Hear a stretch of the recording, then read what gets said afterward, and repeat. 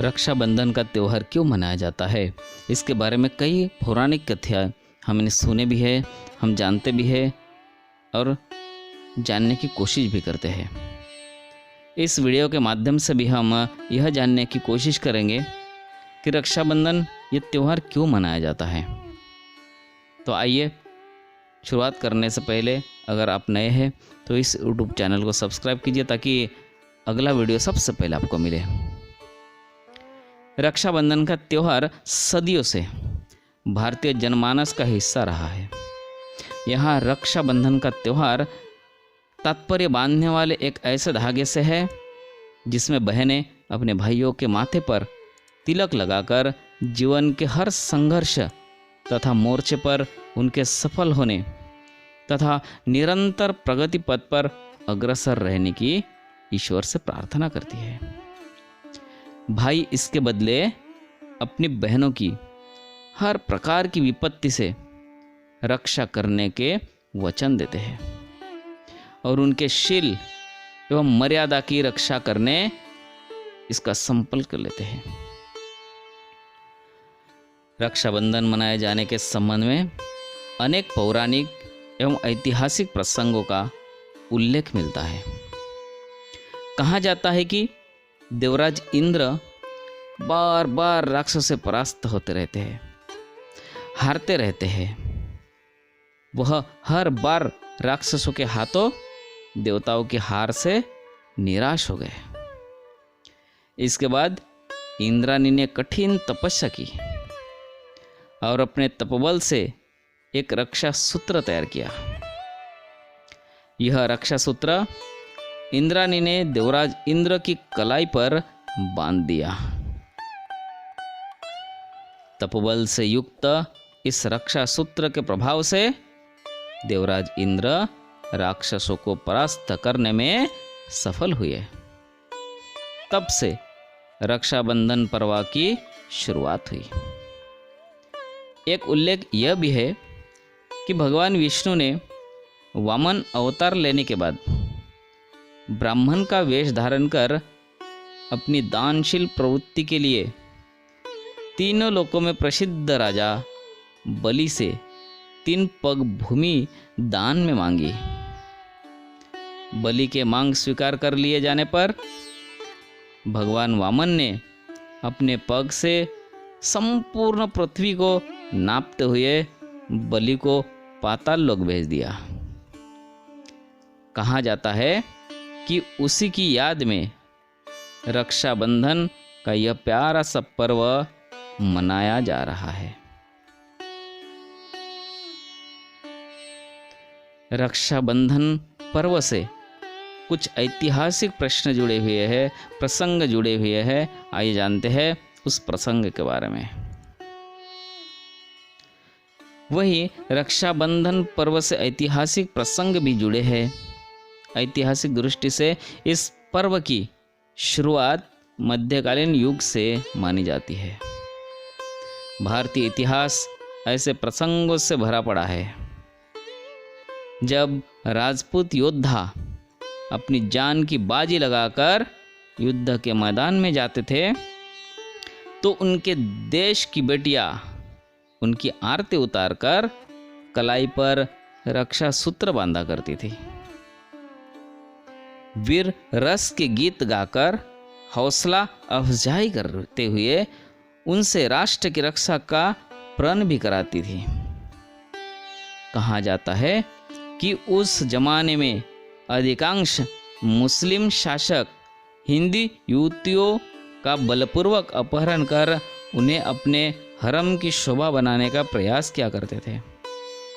इससे बचने के लिए राजपूत कन्याओं ने बलशाली राजाओं को राखियां भेज अपने शील की रक्षा करनी आरंभ कर दी थी। इस परंपरा ने बाद में रक्षाबंधन पर्व का रूप ले लिया। वही चित्तौड़ की महारानी कर्मावती का प्रसंग तो इस संबंध में विशेष रूप से उल्लेखनीय है। कहा जाता है कि जब गुजरात के शासक बहादुर शाह ने चित्तौड़ पर आक्रमण कर दिया तो महारानी कर्मावती ने बादशाह हुमायूं को राखी के धागे में रक्षा का पैगाम भेजा। अपना भाई मानते हुए उनसे अपनी सुरक्षा की प्रार्थना की। बादशाह हुमायूं यह रक्षा सूत्र और संदेश पाकर भावविभोर हो गए और अपनी इस अनदेखी बहन के प्रति अपना कर्तव्य निभाने का तुरंत अपनी विशाल सेना लेकर चित्तौड़ की ओर रवाना हो गए। लेकिन जब तक वह चित्तौड़ पहुँचे तब तक महारानी कर्मावती और चित्तौड़ की हजारों वीरांगनाएं अपने शील की रक्षा करते करते अपने शरीर की अग्नि में आहुति दे चुके थे।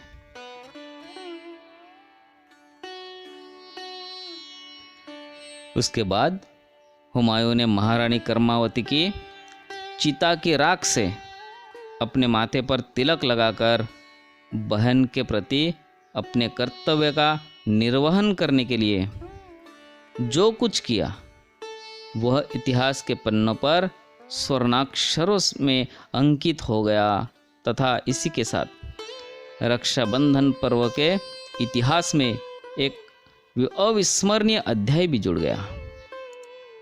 इस ऐतिहासिक घटना के बाद ही यह परंपरा बनी कि कोई भी महिला या युवती जब किसी व्यक्ति को राखी बांधते हैं तो वह व्यक्ति उसका भाई माना जाता है।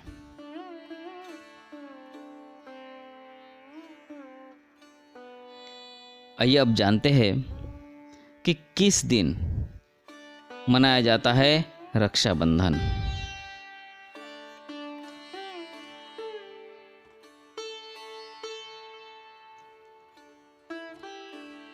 बताना चाहेंगे कि यह पर्व हर वर्ष श्रावण मास की पूर्णिमा को मनाया जाता है। भाई की कलाई पर बांधे जाने वाले इन्हीं कच्चे धागों से पक्के रिश्ते बनाते हैं। पवित्रता तथा स्नेह का सूचक यह पर्व भाई बहन को पवित्र स्नेह के बंधन में बांधने का पवित्र एवं यादगार दिवस है। इस पर्व को भारत के कई हिस्सों में श्रावणी के नाम से भी जाना जाता है।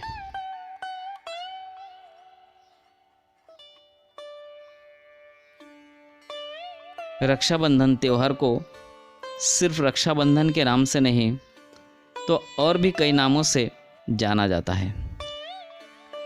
तो चलिए जानते हैं इस जानकारी के बारे में। बताना चाहेंगे कि रक्षाबंधन का यह त्यौहार और भी नामों से जाना जाता है जिनके बारे में कम ही लोगों को जानकारी होगी। दरअसल रक्षाबंधन को पश्चिम बंगाल में गुरु महापूर्णिमा के नाम से जाना जाता है।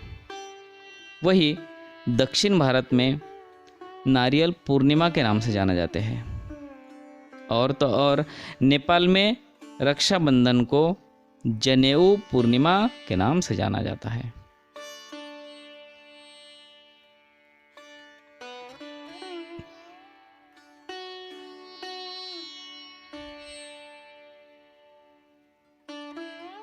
सभी को रक्षाबंधन त्यौहार की बहुत बहुत शुभकामनाएं, हार्दिक बधाई।